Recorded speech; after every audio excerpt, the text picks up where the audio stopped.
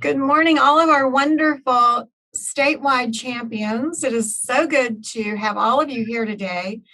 We have an amazing group of people coming in from the outside, and I am welcoming you to our monthly interview. And today we have two outstanding, superlative agents, companies represented.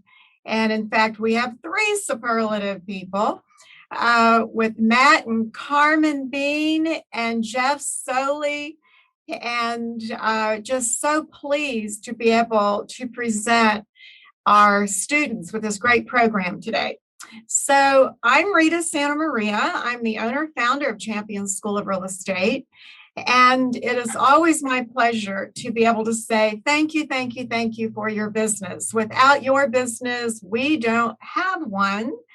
And a little shout out to all of our students in the brick and mortar classrooms, Dallas, Fort Worth, Austin, San Antonio, Houston, as well as our virtual students, as well as our online students, our Facebook viewers. And wow, we have over 1,000 people watching today. And I know they are so interested in hearing what these top producers have to say. So let me give a formal introduction. And I'm going to start with the gentleman that is wearing his very outdoorsy visor, and I don't have to tell you, he is. The lights are so bright. I just wanted to make sure y'all can see my hat. I'll take it. See your hat. I'm not used to the camera. I love that hat. And that hat looks very appropriate for what you do all day long, Jeff Soele. He is the owner broker of Texas Best Ranches. And I encouraged all of our students and our teachers to go to his website, because Jeff, you have a great, amazing website that says so much about you. And with that website, I found a lot of people that like you. Do you have any reason, or do you have any knowledge of how very popular you are out in all of these different counties in the Hill Country? No, ma'am, I really don't. And first of all, I just wanted to tell y'all my marketing guy is here today. And it's Artemis Marketing out of Austin, Texas. And he's very, very good, but he does my website, but he's also very, very expensive. But to all y'all out there, you get what you pay for. All y'all, a definite Texan, all y'all out there, you get, oh no, I love it. Leave it on. That is so cute. Very, very cute. Yes, ma'am, very, you're very the boss cute. today. You know, I had the pleasure of going to your website early on, and I love your testimonials. And I'm just going to say to all of our students, having video testimonials are so very important. And just to let our people know some of the things that your buyers, sellers said about you, Jeff has his entire focus in the business. He has his fingers into everything that we did as sellers of the property, buyers of the property. He's a decent man. He spared no expense, and he is just a nice guy to work with and has a ton of energy. So there is our Jeff Soele. Is all that true? Good morning.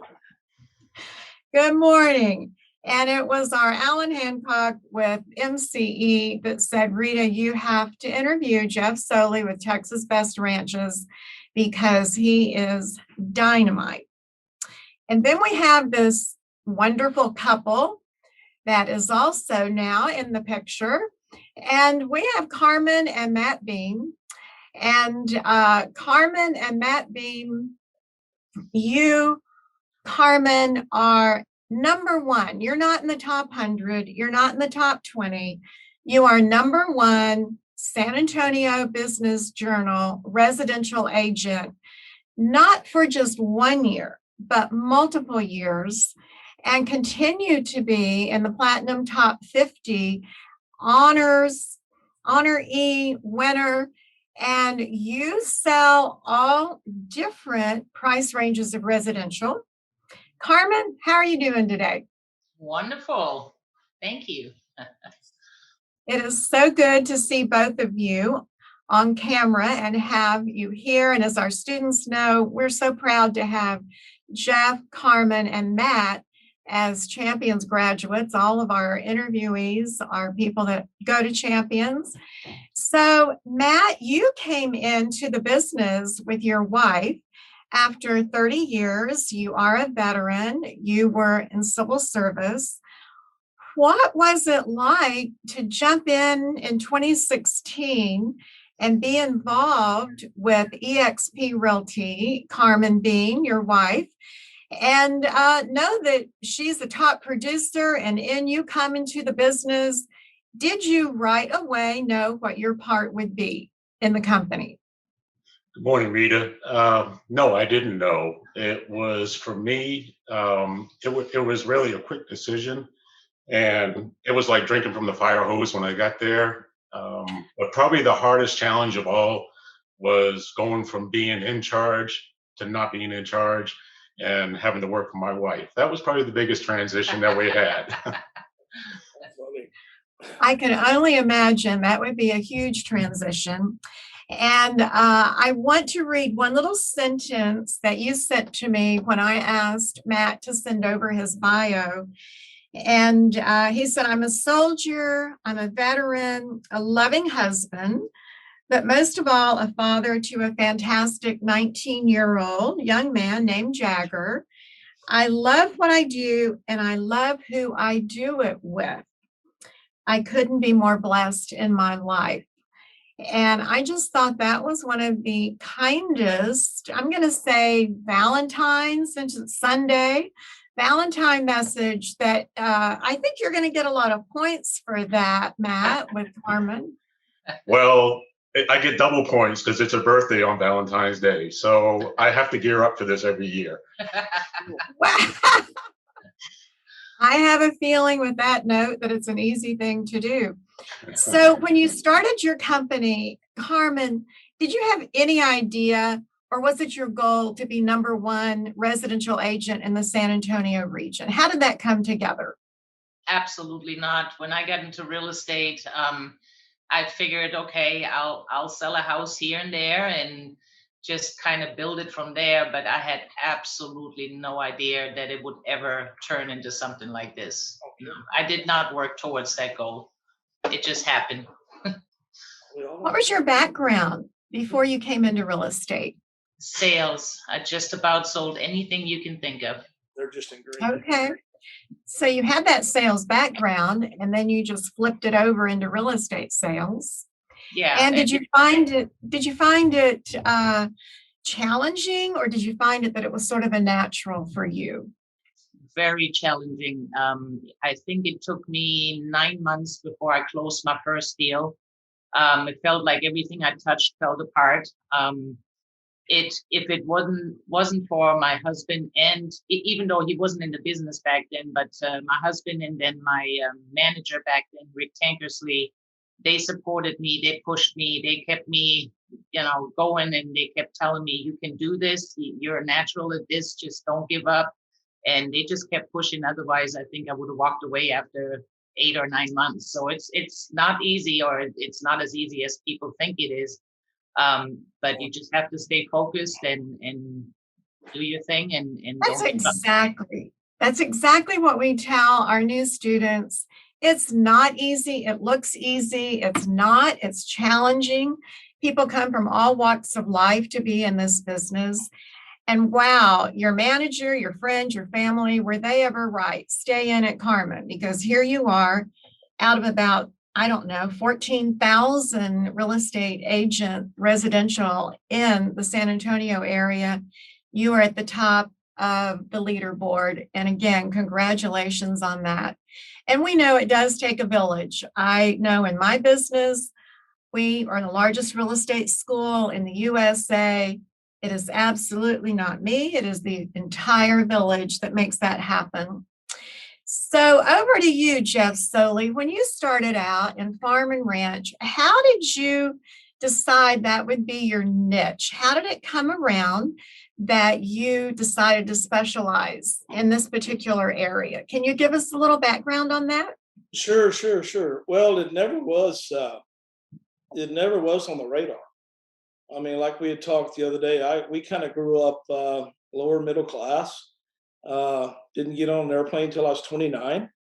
Grew up with a legal background, worked with some law firms, and was in college and was going to go to law school and be a lawyer.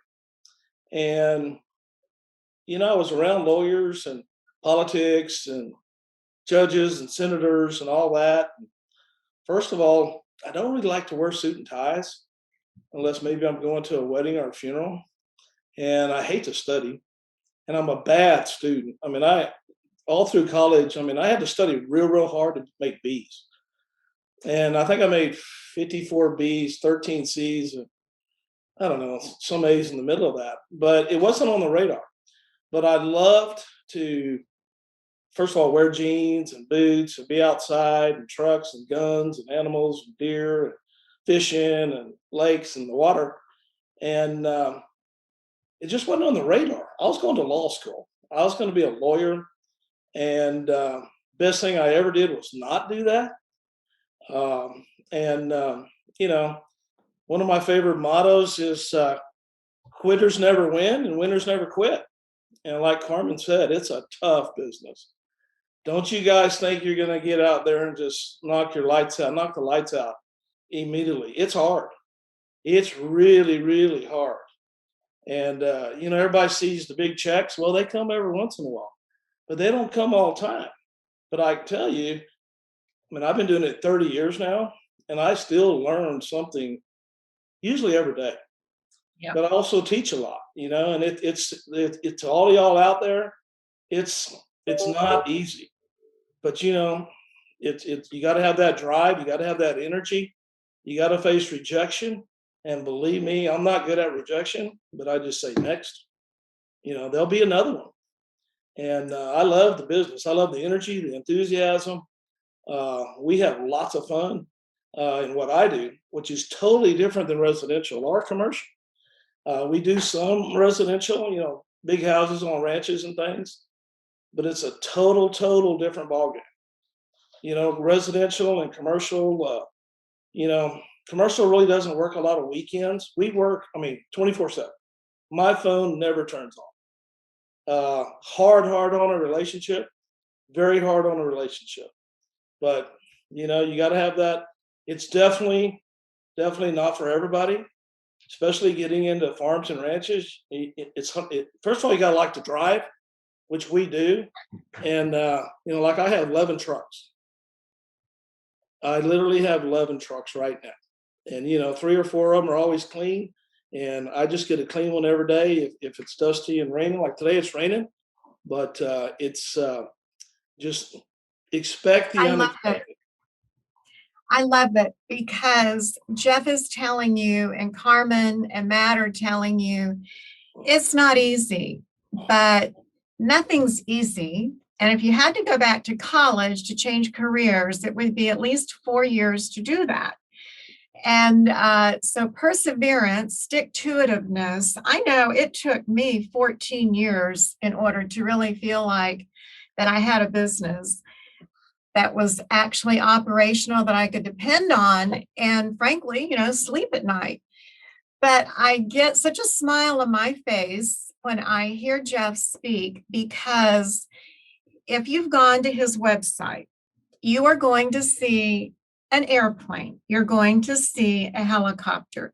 You're going to see his airboat. You're going to see his ATV equipment.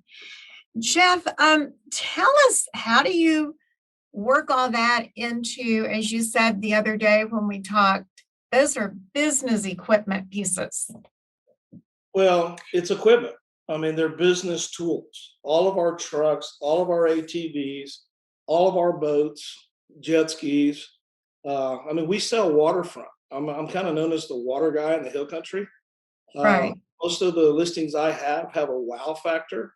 In fact, thank the Lord, I've got where I turn down a lot of listings.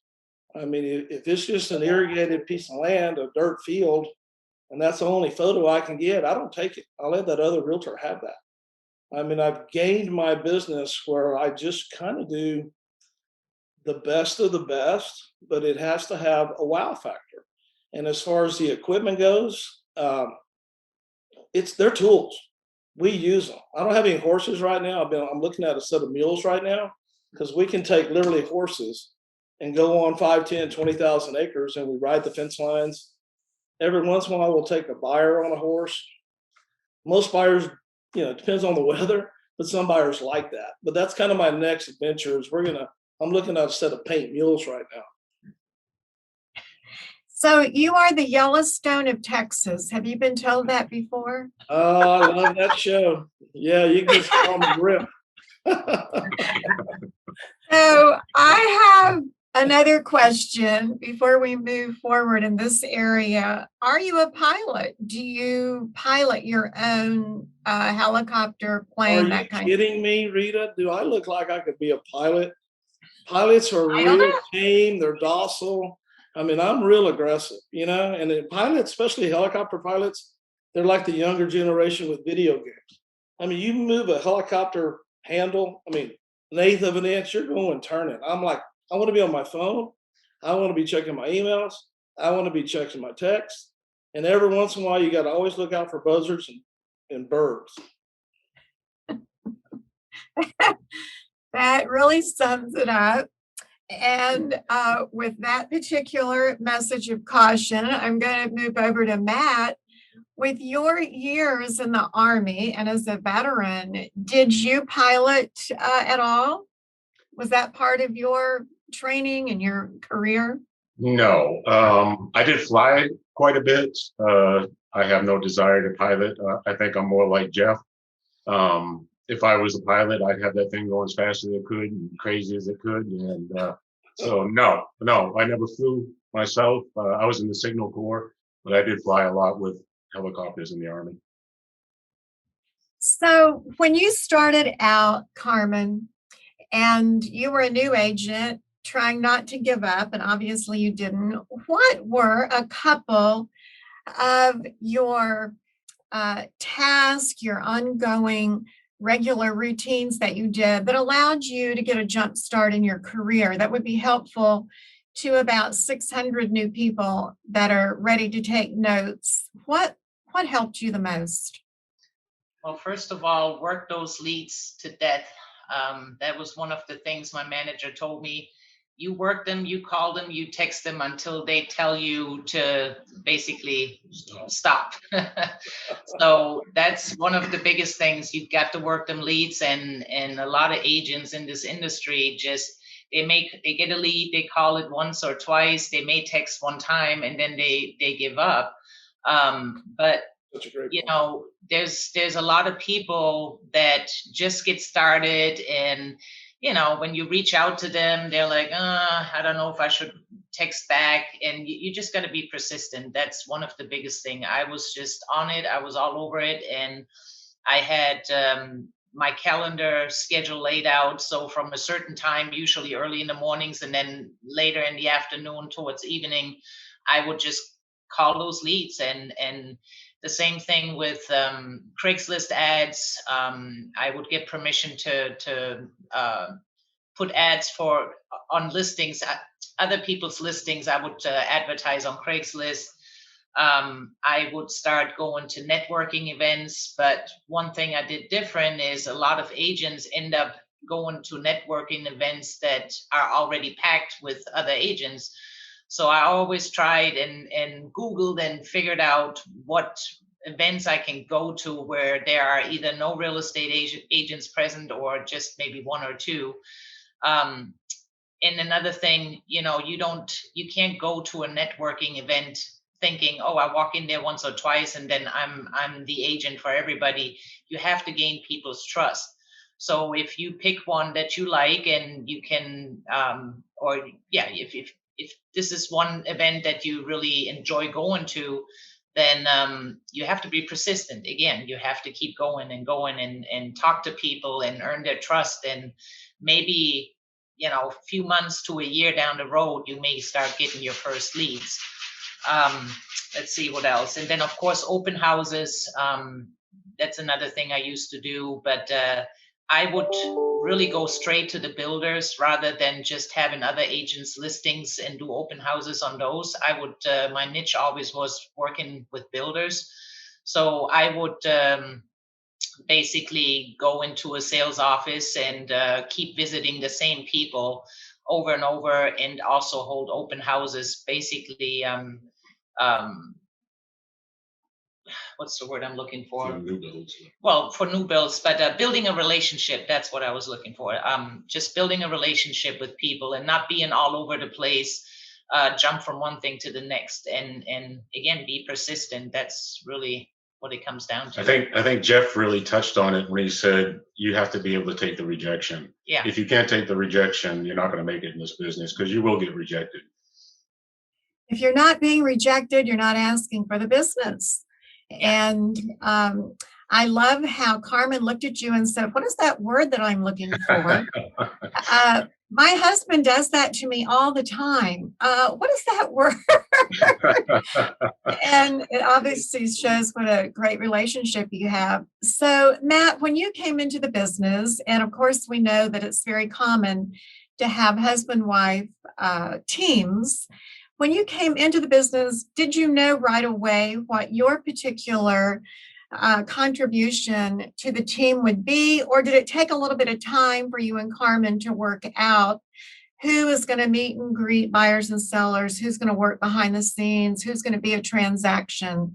How did that come together for the two of you, Matt? Well, so when I got in there, I really didn't know anything about real estate. So, but I did a lot with numbers, crunching numbers and things like that. So I really dug into the back end of the business to see where we're at financially, what's going on, where our money is going, what we're marketing, all that type of stuff, creating the budgets. Well, but also I have to interrupt. When he worked for the government or when he was in the military, he always was the leader, leading a whole bunch of people, and basically operations manager was his position when he started. Yeah, we had a team of 7 people. It was mostly back-end staff, transaction coordinators, assistants, marketing specialists, things of that nature. So I took over the management of the office while she was out doing the sales and crunching numbers and looking at opportunities out there, what was best for us. And so based on that, we made some changes. In 2017, we left one brokerage, went to another brokerage, and it's been amazing for us. It was what was missing in her business in the back end. She was working hard, but she didn't know where the money was going, what was being spent, and everything like that. And once we nailed it down and figured out where we could put the money best spent and where we're going to get the biggest bang for our buck, it really projected us a little bit further. So let me give you one follow-up question to that. If a new person watching today is thinking about marketing and they're looking at you, Jeff, and they're looking at you, Carmen and Matt, and saying, wow, they're in the outer atmosphere as far as being successful. The new person has a lot of time, not as much money. So what can they do for marketing, Matt, Carmen, that you think would be helpful? Well, you touched on that earlier. Videos, and like Carmen was saying, you visit the builders. Any builder is going to let you come in there, video their homes. They want real estate agents to try to sell their homes for them. So take advantage of that. Go out and make videos. Do a video every day. Be consistent with it. And that's probably the biggest thing of all. You have to be consistent. You have to keep pushing videos out. You have to push information out. This is what attracts people in off of social media. And social media is free to use. So that's the biggest area I would start in right now, was videos on social media.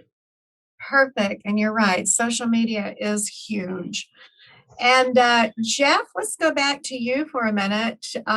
We have a wonderful farm and ranch CE course because we have people that have that urge to sort of dabble in farm and ranch and find out what it's all about.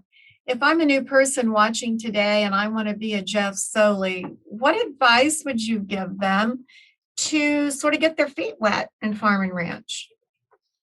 That's a tough one, Rita. First of all, there'll never be anybody like me. I mean, I'm like that, like you said, that Yellowstone guy. It's that's a hard question. As far as marketing and advertising, I can tell you my greatest analogy of that is like I spend hundreds of thousands of dollars advertising. And I could tell you I've spent 20, 30,000 in certain magazines at one time and not had one call. Now you're talking about some rejection, or I could have went to the Bahamas or somewhere or on a trip or bought another piece of equipment. Advertising is you just got to expect the unexpected. I mean, scared money never wins. I mean, you bet a little, you win a little. And I think I spent 15,000 yesterday. I mean, it again, you just gotta, first of all, you gotta have some guts to do it because you never know what you're gonna get. And the way I look at marketing, it's like, I don't know if any of y'all are quail hunters. You've been out quail hunt before, and you got a covey of quail. Well, you shoot them with number 9 shot or number 8 shot. So there's lots of BBs going out there. And you hope you're going to hit one, like one in the head or somewhere, because you just don't know. Advertising, you just don't know. I mean, as far as social media, as far as my business, to date, I don't know of any sale I've had off social media. So much of mine, because it's totally different. So much of mine is networking of people. Like right now, the way the market is today, I'm getting 10 to 20 buyers a day. Let's say alleged buyers, because they're not all buyers.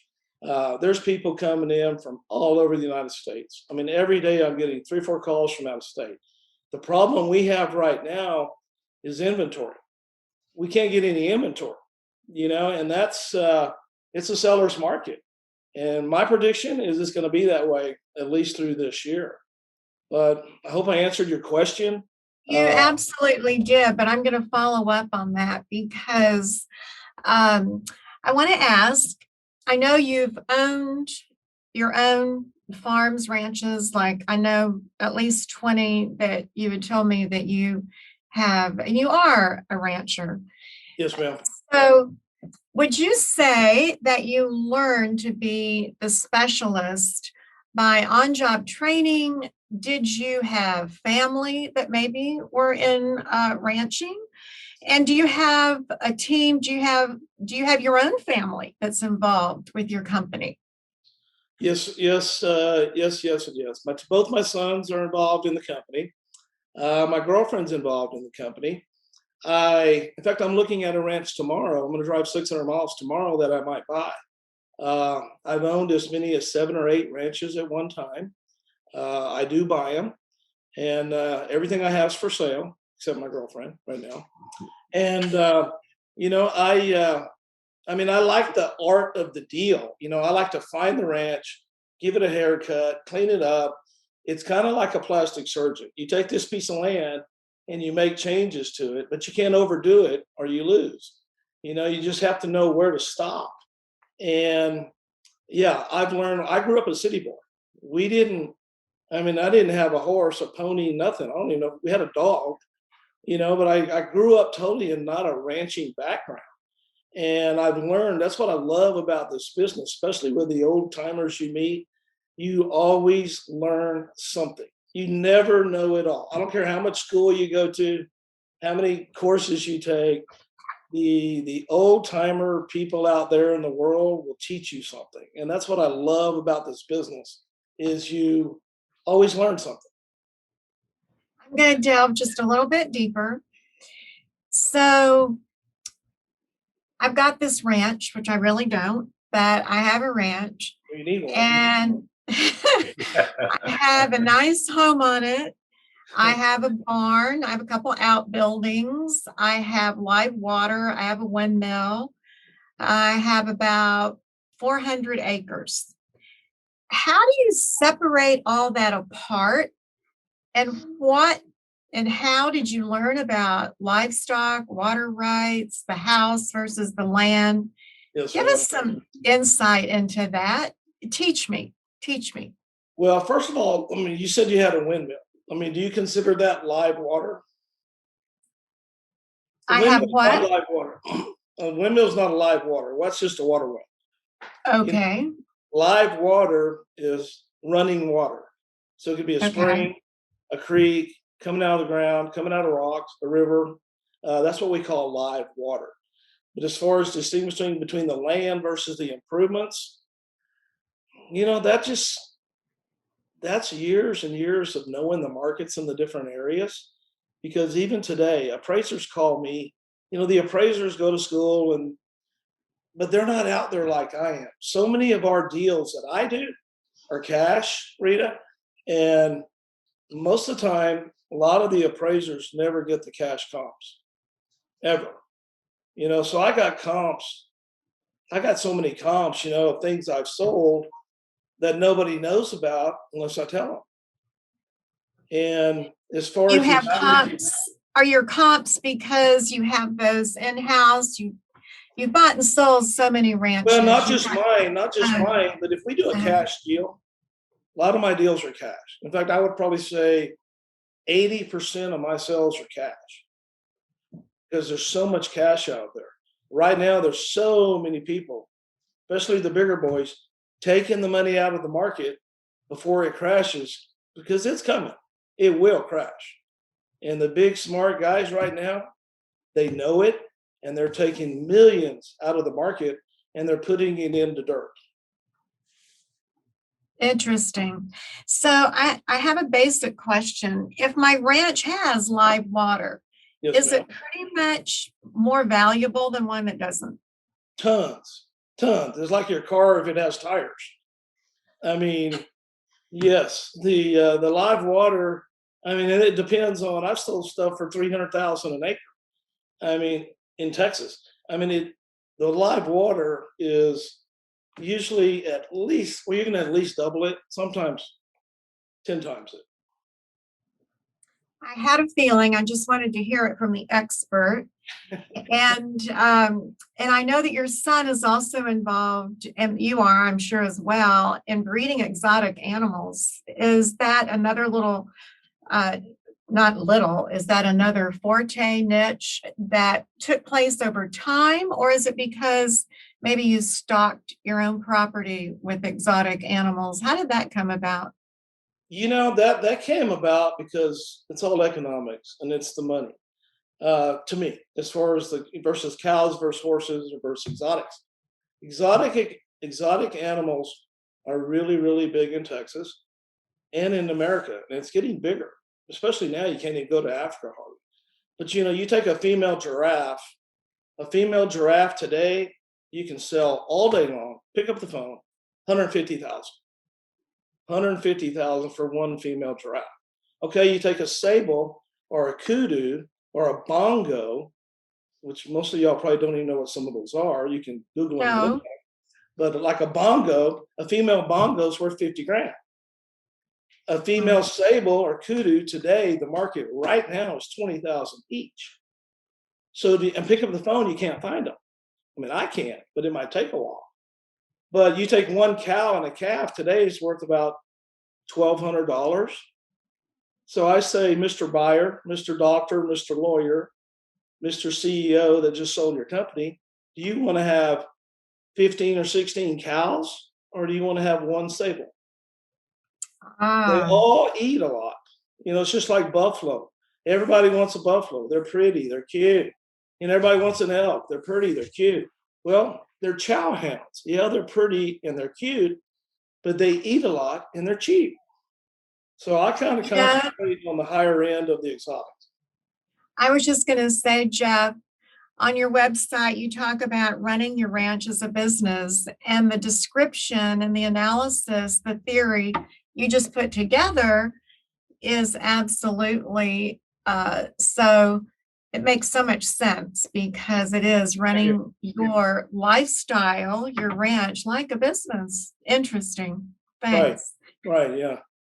So, Carmen, you sell all different price ranges of residential, and obviously you're great at that. Did you start out, and do you still farm a particular area, or do you feel like you farm all of San Antonio and the residential side? I farm all of San Antonio and all surrounding counties. I think I draw a line into the Austin market because that's just not my market. I will go up in the hill country. I'll go to Kerrville. I'll even go down to Corpus, mainly on the listing side. I don't, unless it's a friend, a buyer that wants to buy something down in Corpus. But on the listing side, I will go as far as Corpus and Gonzales. My business right now is based on, if I had to put a number on it, probably 85 to 90% referral business.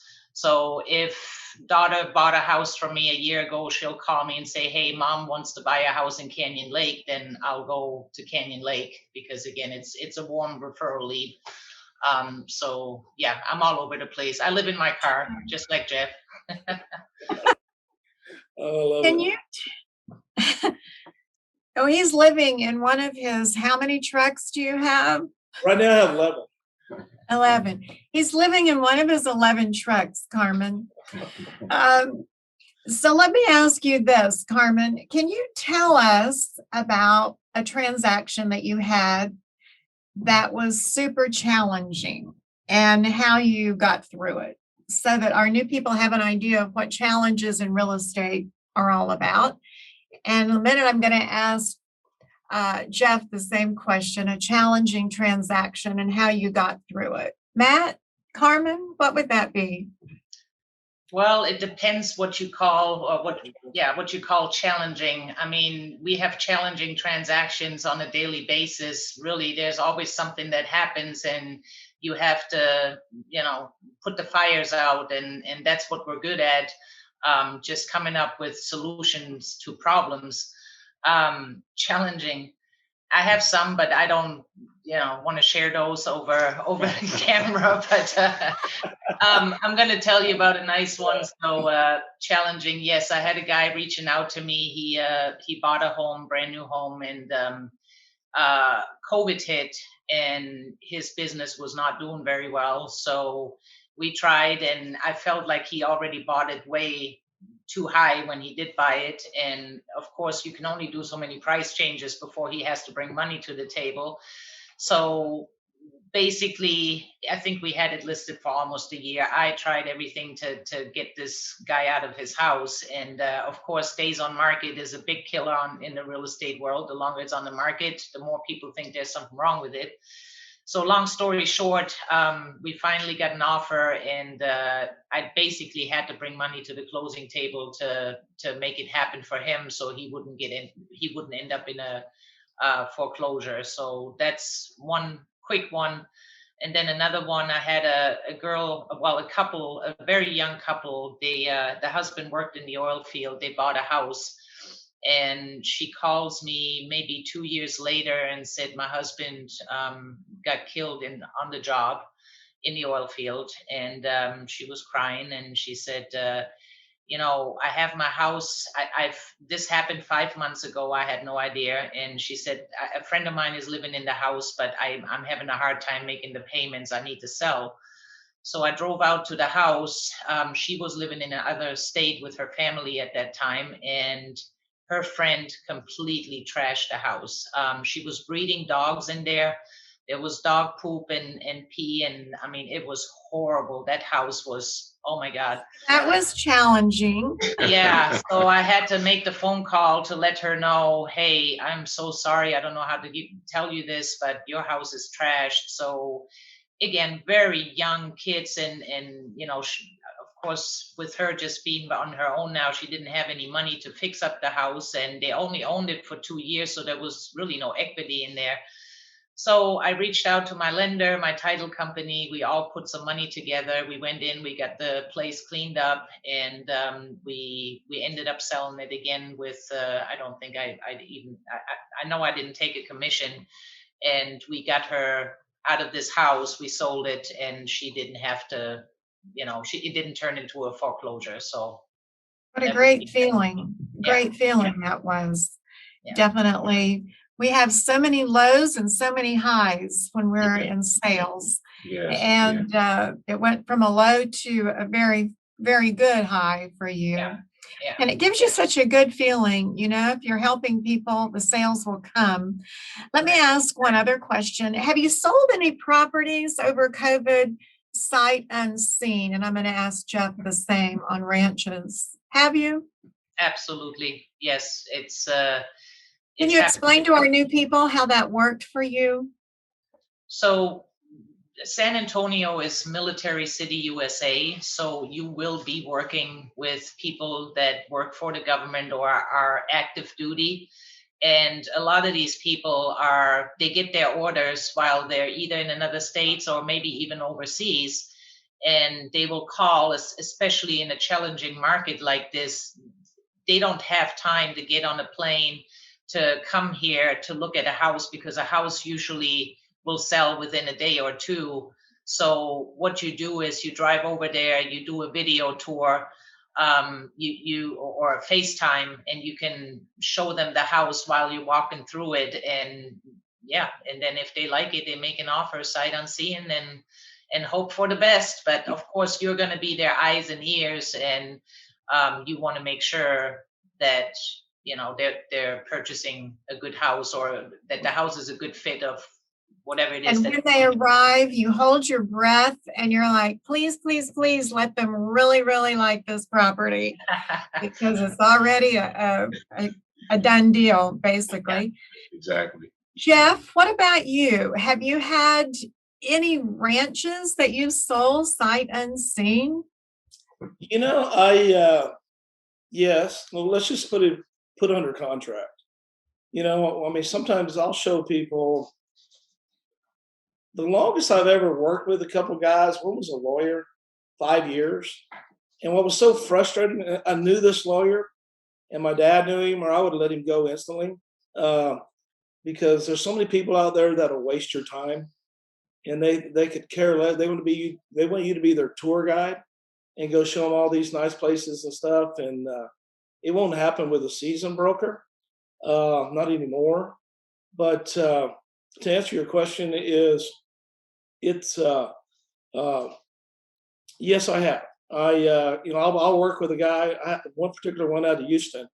I'd shown him 3 or 4 places, and I knew what he wanted, and I couldn't find it. He goes back to Houston several days, weeks later, whatever. This ranch comes up. I said, Gary, you need to buy this place. I said, it's going to go. It was a good deal on the Guadalupe River near Bernie. And I said, you need to buy it. Let's put it under contract. When can you get here? So basically the way it kind of works in ranches is we'll put it under contract, because they all usually have a short option period subject to him getting here. But most of the times when I do that, they buy them, because I know what I'm doing and I know what they want, so that's kind of how it's worked with me. To answer your question too about COVID, God forbid, it's only helped the real estate business, in my opinion. People are coming to Texas. I'm getting at least 10 to 20, I call them alleged buyers a day. People are tired of not having a place to go. They love Texas. The California people are coming. They're tired of California. The Florida people are coming. I'm getting them from Nevada. I'm getting them from Chicago. They're tired of the weather. Everybody wants to be in Texas. We're private property rights, guns and big trucks, and don't tell us what to do. If we want to shoot, we want to shoot. And a lot of the people are finally realizing how cool that is. And when we get in my truck and we go, we drive 100 miles an hour. I'll ask people, they say, how far is it? I said, how fast can you drive? Well, I can drive as fast as you can. Oh, game on, let's go. And we have so much fun doing that. I'm talking about guys that have $500 million companies. I did it last week.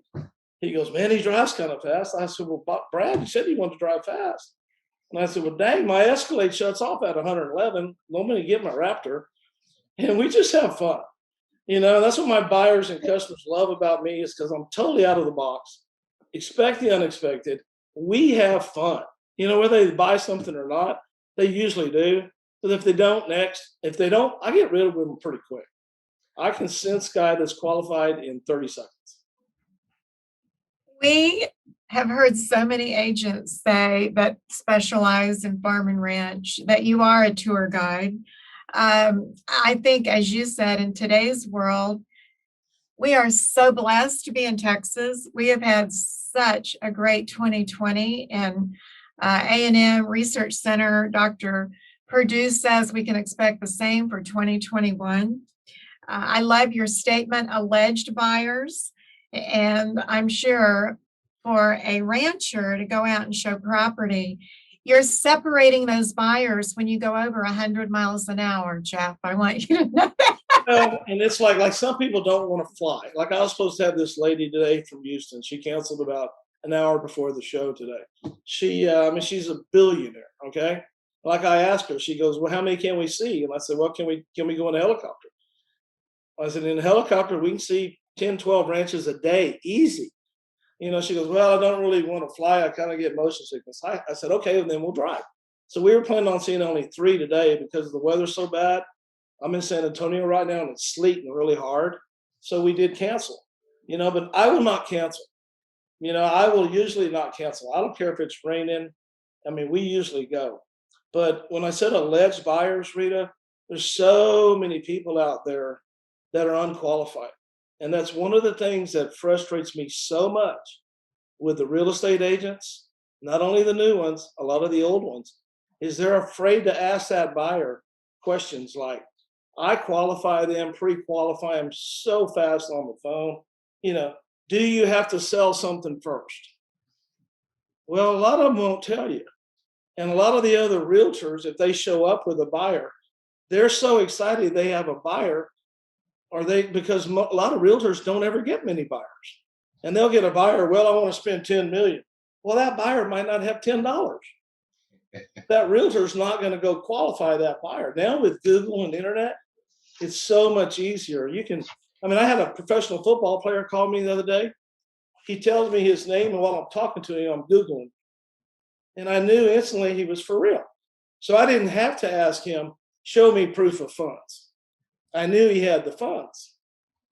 But that's one of the hardest parts today, and so frustrating with me, with other realtors when they come with a buyer, is that they don't pre-qualify that buyer. Qualifying is absolutely the name of the game, and we all agree on that. And I am certain that Carmen and Matt, you qualify your buyers as well. And that's something, you're right, Jeff, new people have a hard time with. If you're brand new, you hope and believe every buyer you work with is qualified, but please ask that question. Are you qualified? Are you pre-approved is even better. And show us the pre-approval from your lender, and then go forward. And that is just common. That is truly commonplace. I want to ask both of you, Carmen, do you personally like to invest in real estate, or are you more focused in working with buyers and sellers and turning over real estate? Do you have an interest in investing? Do you like to do that? Yes, the answer is yes. A good friend of mine, which happens to also be my lender, told me a few years ago, Carmen, don't put all your eggs in one basket.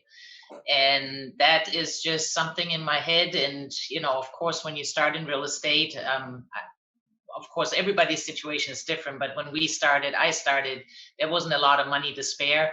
So as we started getting some transactions and building up some money, yes, we are definitely investing into real estate. We have different businesses that we're running, and Yeah. We've got 4 different businesses, all real estate related, that we run. You are definitely doing that for sure. And that, we tell our students that are brand new, once you actually get your business going and you have money in the pipeline and you have someone that is looking over your finances, try to take some of that money and invest it back into something that might work for you long term. We don't give them suggestions on what that would be. But I'm curious, is your son also in real estate, Matt, or is he doing something else? He's not on the real estate side. He is involved in our other businesses that we have. He is a business partner with us in those. But he's more on the backside right now. We're going to college at UT. As soon as he's done there, he'll probably get more involved with our businesses and putting his boots on the ground. And I'll say, one thing with new agents that I see a lot, and we do a lot of training here in San Antonio for our brokerage, and I ask all the time, who's a business owner? And maybe 2 or 3 people in the room will raise their hand.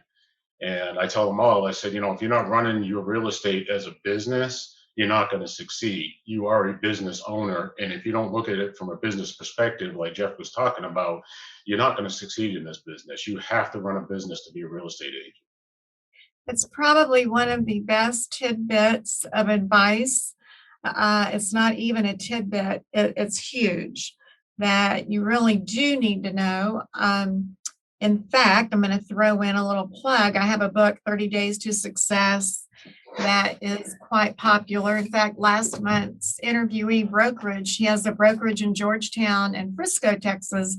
He said, Rita, I use your book for my training for in-house.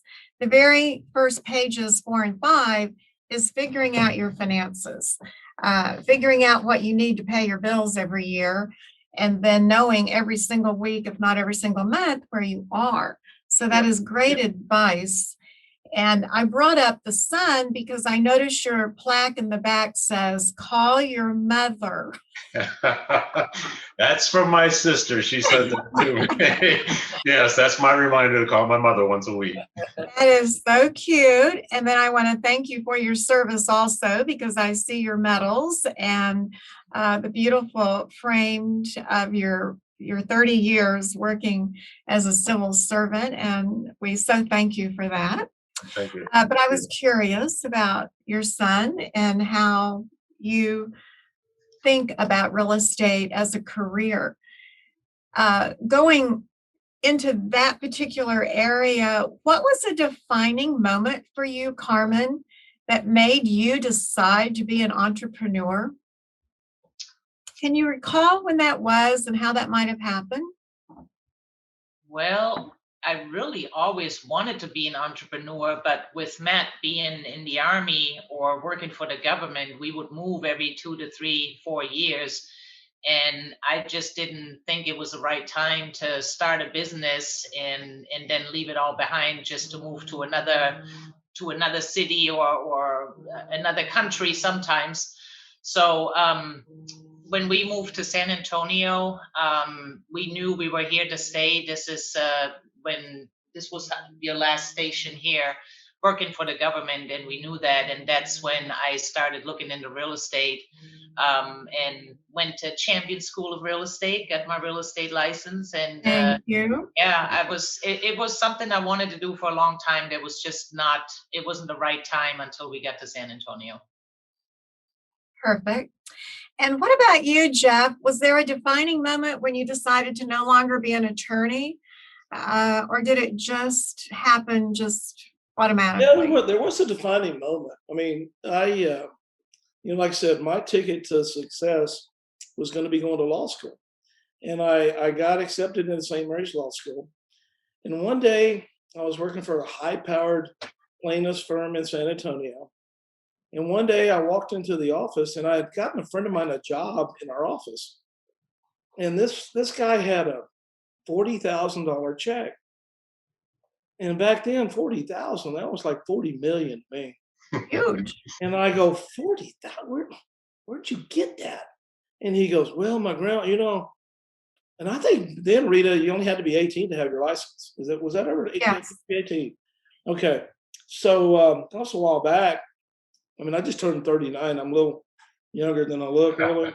And I 40. I mean, so $40,000. I'm like, oh my God. So he goes, yeah. I got my real estate license, and my grandpa has all that land out in 281 north of Stone Oak. Well, when he was Stone Oak then, and he goes, yeah, I sold his ranch, or part of our land.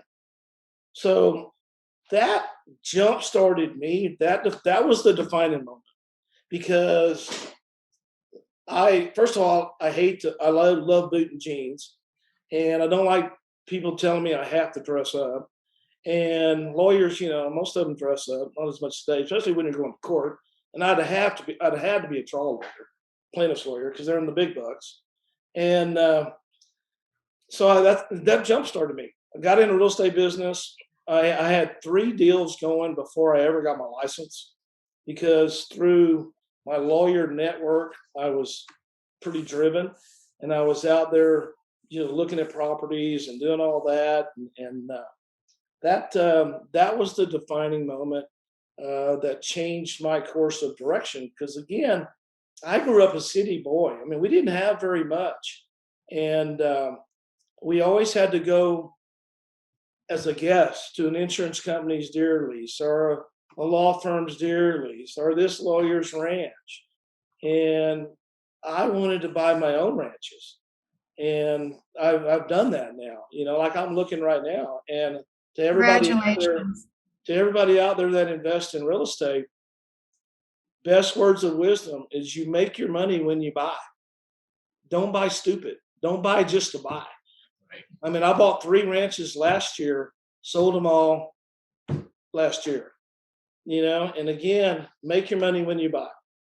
And so many people make the mistake, and they just want to buy something so fast. Just like some of my buyers right now, investors. And I said, just whoa. We'll find it.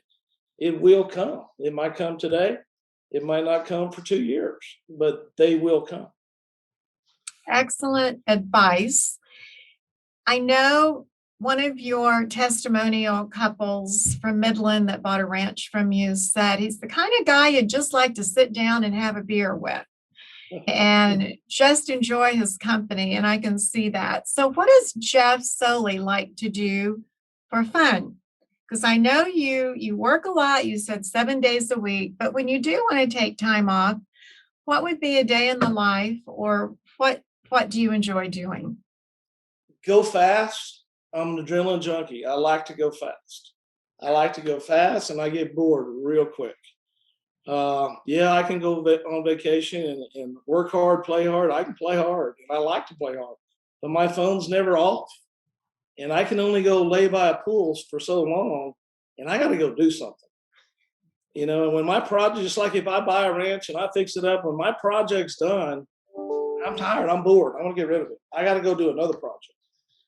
So what I like to do for fun is look for another deal. I'm always working. I like to work, and I like to find that deal. And don't tell me I can't. Don't ever tell me I can't, because I like bite myself to death to go find it or do it. And that's just how I am. That is your motivation. Do not tell Jeff he can't do it. And that's going to be the motivation to find a way to do it. And you're right. When you're an entrepreneur, you're on vacation, you can still do business all day long. And that's what also makes it really enjoyable and a different kind of career. So what about Carmen and Matt? What do you two do when you do take time off and kind of give yourself a break? Well, basically what Jeff said.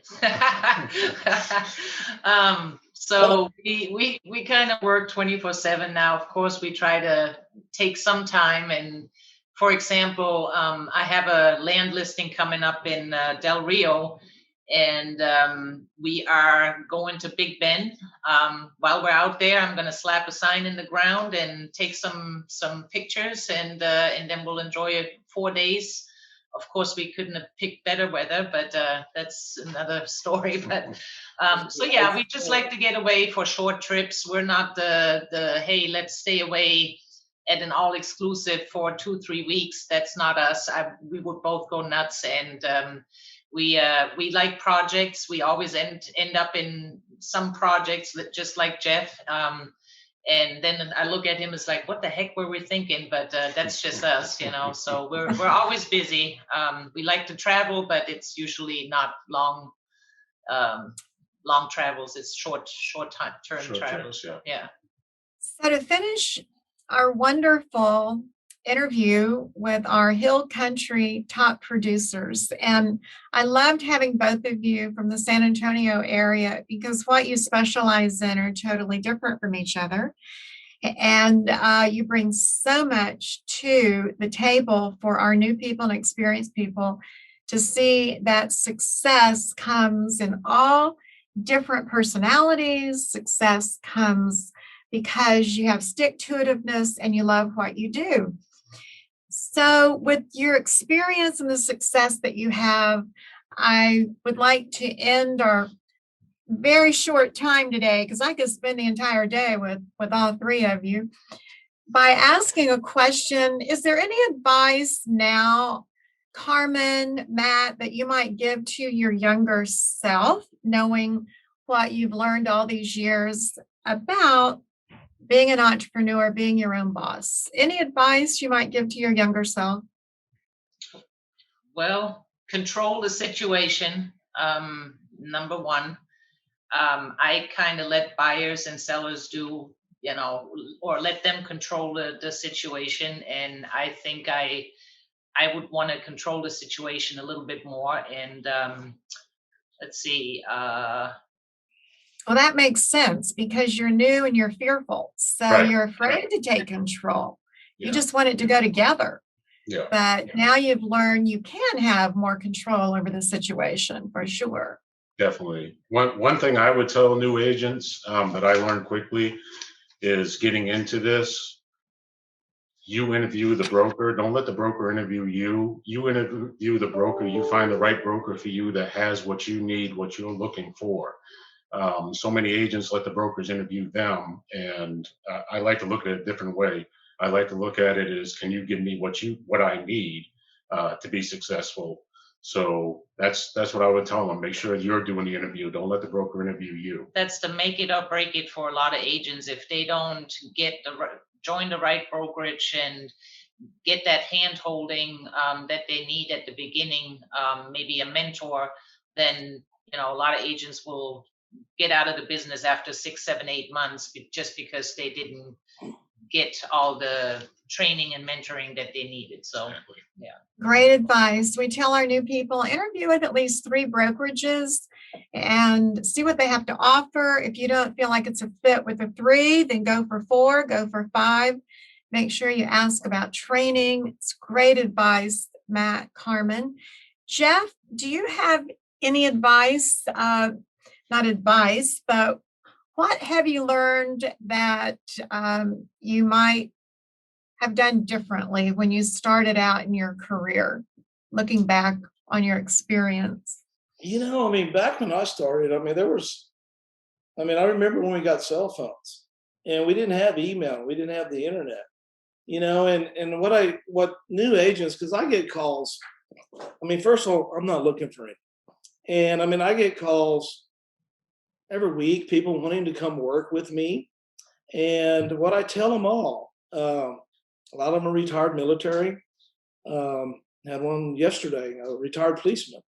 And what I tell them all is go with a company first that's going to teach, just like what Carmen and Matt said, the broker, that's going to teach you a lot, because there's so much that when I started that I wouldn't have done today, that I would jumpstart brokers 10 years of not what to do.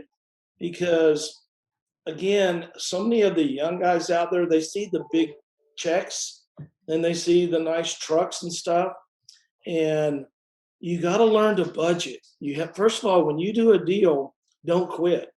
And what I do and what Carmen and Matt do sometimes, every once in a while, we get a pretty nice payday. And it'd be really easy to take off for 2, 3, 4 months and go just party and play. And a lot of the younger people today do that. And you can't do that. You got to budget your money, number one, because money goes out every day with me. I spend money every single day. And I'm not talking about 100. I probably spend at least 1,000 a day doing something. And learn to budget, but I don't like to break that momentum. When I'm rolling with momentum, I'm not gonna I can't take off 2 days, much less 2 months. But a lot of the younger people, even like my son, oh, I'm gonna go fishing, Dad, or I'm gonna go do this, or I'm gonna go chase hogs at night. And I'm like, okay, well, what are you gonna do in the morning? I put work first before play. And the younger generation, I don't know I haven't seen many people that have the drive, young people that I have. And when I find a young person today that wants to work, I attract to them just because that is so rare. And a lot of the students listening today, they don't have to be young. Because I know there's lots of people of all ages in your classes. By the way, the only school is your school, period. I would never go to another school. But just, expect the unexpected. Don't quit or don't get in the business, because you're going to get slapped around like a puppet. And you just take it and take it and take it. Have that drive. Don't ever say I can't, and just do it. But go with somebody that's going to teach you something. It's going to teach you all the forms out there, and just get that mentor to begin with is my advice to any person getting into business today. Excellent words of encouragement and advice from all three of you. And I just know that right now our students and our agents that have come in today for this 1 hour time to hear two superstars talk have just learned so much. And it's wonderful. We as teachers can say, you can do it, but to hear it from a Carmen, and to hear it from a Matt and a Jeff saying, here I am, here's what I did. And I couldn't be more proud. And I thank all three of you for your business and choosing Champion School of Real Estate. We have from our interviews from the first couple of years, our 2 books. I'm hoping, believing, and want Carmen, Matt, Jeff to also be in our next volume. Just your stories, how you got to be where you are. Literally, I love to say at the top of the leaderboard, because you are. Thank you. So, Carmen, Matt, EXP Realty, San Antonio, and Jeff Soele with Texas Best Ranches. It has been my pleasure to have you in front of our students, our customers today. And it's my pleasure that you are our Champions graduates. You're always one of our students, no matter how old you are, you're always a student.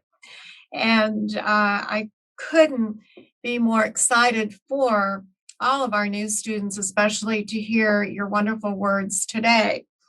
Next month, we're going to have the Loken group, the entire team of about 25 in the studio, and it will just be the Loken group talking about how to work with a super mega team in real estate.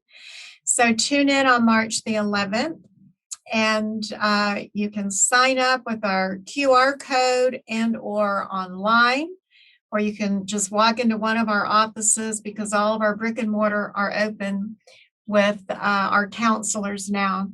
So until March the 11th, I say thank you, thank you, thank you for your business. Without your business, we don't have one at Champion School of Real Estate.